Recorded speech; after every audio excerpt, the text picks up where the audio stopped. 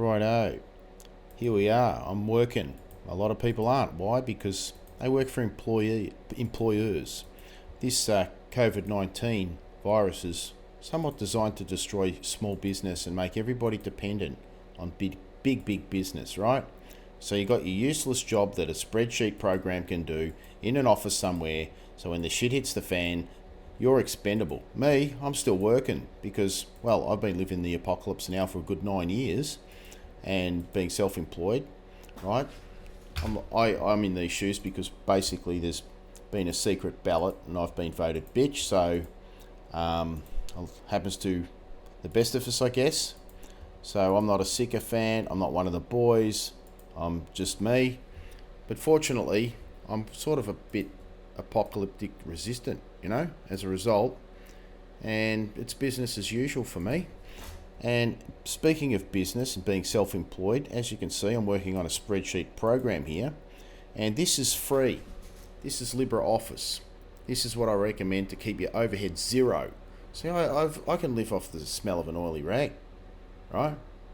That's a metaphoric term for a car that runs on the smell of an oily rag when it's super efficient. And I'm not wasting money on expensive software. There's a lot of stuff in Ubuntu. There's a free app center. I'm using a lot of free apps now. This one, as I think I said, is LibreOffice. Calc, the Excel alternative. It's not as good as Excel. I'll give Microsoft a rap there. They are certainly got that right. In fact, Microsoft, the only thing they did get right is Excel. I'm a big fan of Excel, and everything else they can go get stuffed, right? So I'd prefer to learn Excel, but I couldn't be bothered, right? So I do this. As you can see, what have I got? 1, 2, 3, 4, 5, 6, 7, 8, 9, 10, 11, 12, 13 panels. I think this job has 10, right? 1, 2, 3, 4, 5, 6, 7, 8, 9. There we go. 10 panels in 2 strings. That's what they call rows. Excuse me, something dropped off the bench there. It's got an isolator switch on the roof, which is a prick, but in Australia it's mandatory because you have to have an isolator next to every piece of electrical equipment. And then off to this inverter. It's got 2 inputs. It's like 2 inverters in one, so you can have 2 different roof faces, because all of the solar panels have to be facing the same orientation. What do we got? 6mm 4-core and earth. That's about, on this job here, we're looking at probably, I'd say 12, 13 meters. Let's say 13 meters, lucky number. It goes into a switchboard. It's not 3-phase. I'm adapting a schematic from a 3-phase job. Actually, I'll just return that and get rid of those ones there and change that to 2-core and earth, and get rid of that, make that ring thing a bit smaller. So this is more of a demonstration on how effective Ubuntu is and how you can get away from the mainstream software. Now this switchboard, I'm going to have I got a copy down here? Yeah, I do. There's a 3-phase switchboard. Here's a single-phase switchboard. So I'm going to just delete that, and I'll see you later when I've done a bit more work and get into this software that Ubuntu is helping me out with. Well, I'm back again, and I've finished drawing my pretty little picture.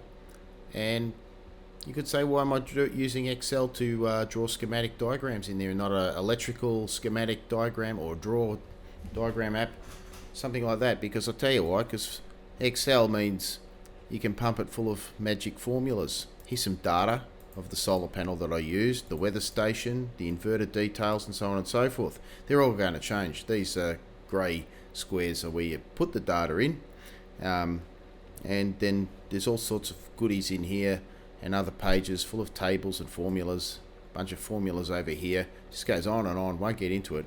But I tell you what, I don't need to do any maths or any design work. It does it all for me. What's in this one here, for example?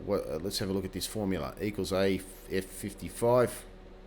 Where did I get that figure from? It's a blue figure. I wrote this years ago, so I wouldn't know where we're getting these figures from. AF55 is way over here. AF50, oh, there it is. It's getting a figure from here. That figure there is as a result of a formula to work out how many kilowatts are in the panels in this string. There's amperage and all sorts of things there. It works out the number of strings, right?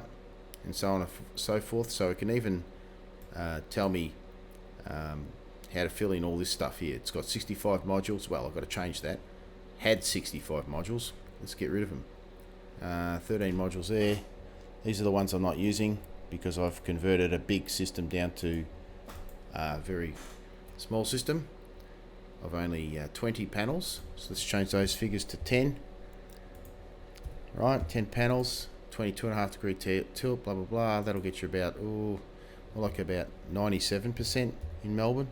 I've got a chart, I won't go into it, and pretty much it's calculated everything I need to know. It's going to do 11 kilowatt hours a day, both of them, because they're both identical, of course, and all the voltage and current figures there.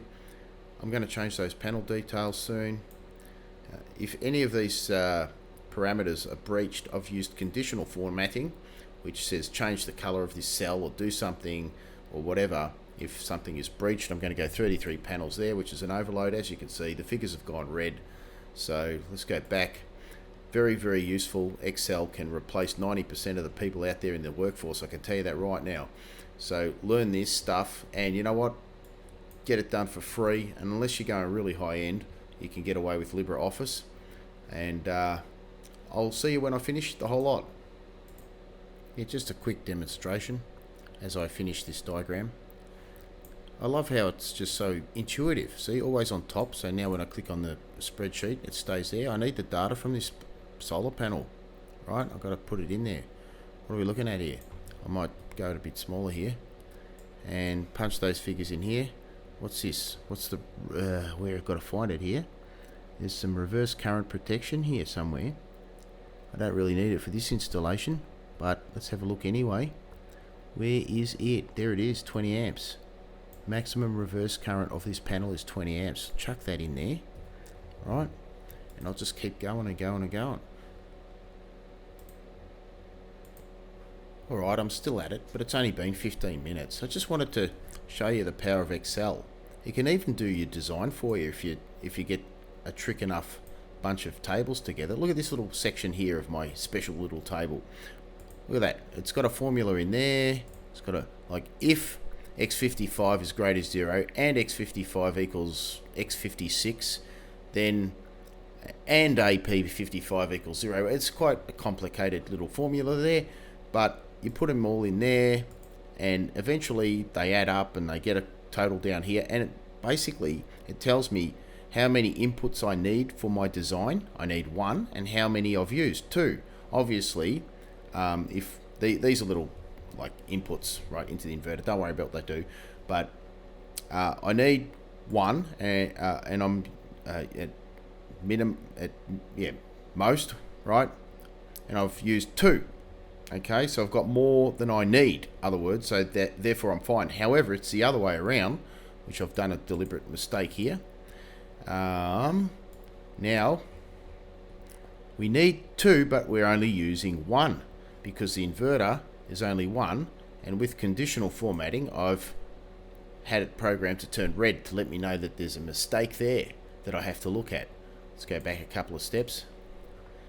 If you get this right, you can avoid so many screw-ups. And what do employees do?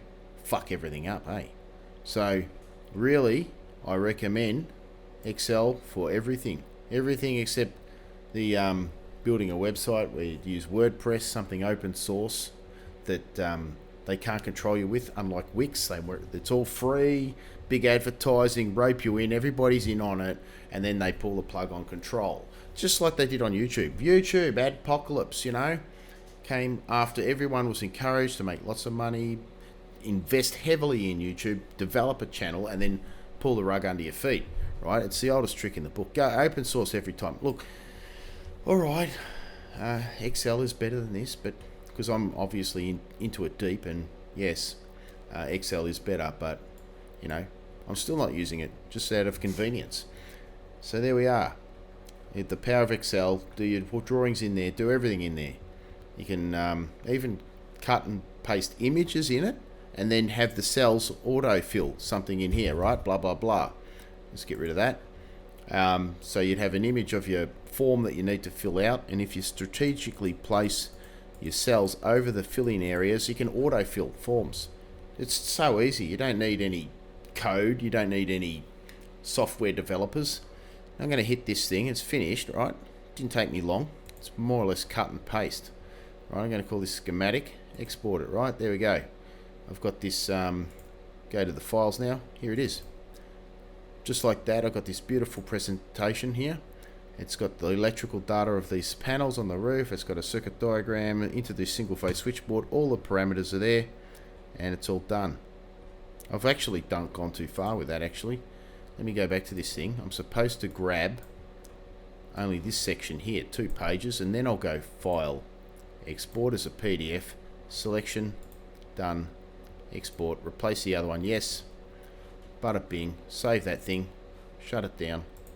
Right, here it is again, just like that, 2-page only, fantastic, everything I need. That's straight off to the customer to meet my obligations as a Clean Energy Council accredited installer, and just that's how good this place is.